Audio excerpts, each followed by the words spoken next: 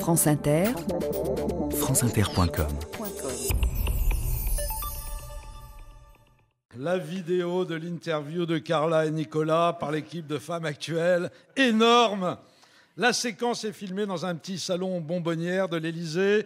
Carla est interviewée par une journaliste et des lectrices de Femmes Actuelles. C'est d'ailleurs le magazine qui a mis les images en ligne, avec la bénédiction de l'Élysée, on s'en doute.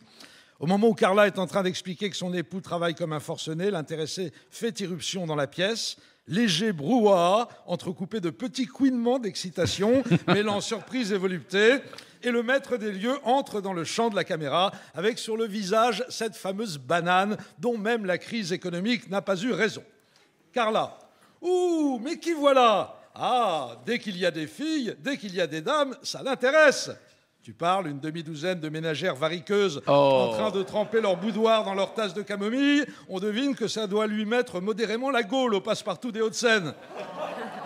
Nicolas Lebref s'avance dans la pièce, tout content d'être pour une fois le seul debout, vu que toutes ces dames sont assises, pose une main à la fois possessive et apaisante sur l'épaule de Carla et dit « Bonjour ». Oui, je vous jure, il n'a pas dit « bonjour », il a bien dit « bonjour », immédiatement ponctué d'un léger baiser sur les lèvres de son épouse, vous savez, comme dans Les Amours, quand on a bien répondu à une question.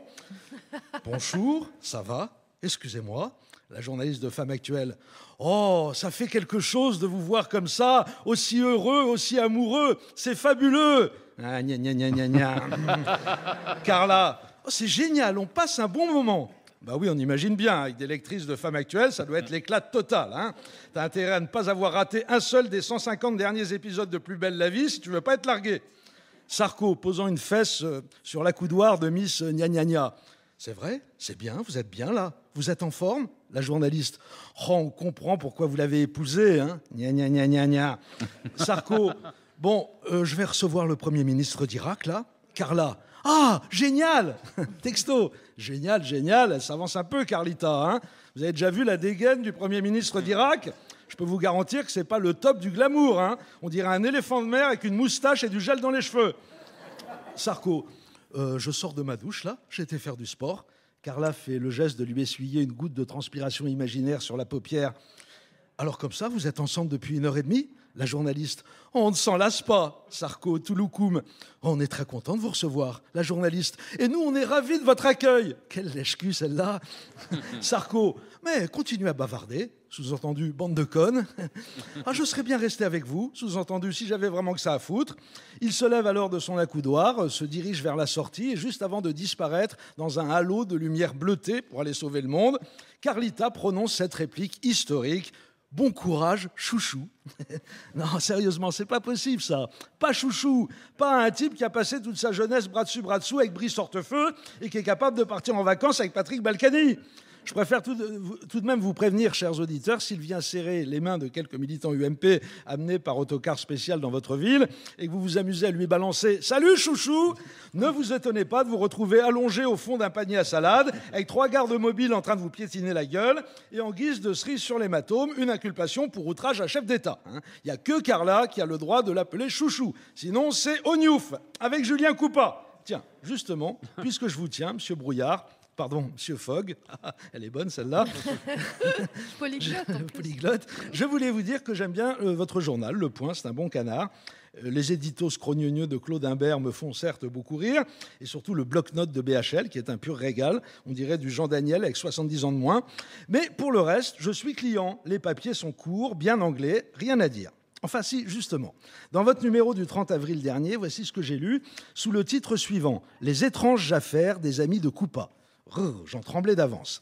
Les amis de Julien Coupa ne connaissent pas la crise immobilière. Pendant que son leader est en prison, le groupe de militants alternatifs de Tarnac a acquis récemment un nouveau corps de ferme dans le village corrézien. Une affaire pour le vendeur, ils lui ont versé 183 000 € pour un bien qu'il avait acheté 92 000. Les jeunes gens avaient déjà, en 2004, payé très au-dessus de sa valeur la ferme du Goutaillou, 206 000 € pour 30 hectares, soit 2 fois le prix moyen dans la région. Intriguée par ces largesses, la police a vérifié l'origine des fonds sans trouver d'indices compromettants. Waouh, le scoop de la mort qui tue! Les étranges affaires des amis de Julien Coupa, tous pognon. C'est sûr que c'est le Comintern qui leur a fourni au Tupamaros du plateau de Mille Vaches. Au passage, on voit qu'ils ne vivent pas à la campagne, vos enquêteurs, M. Fogg.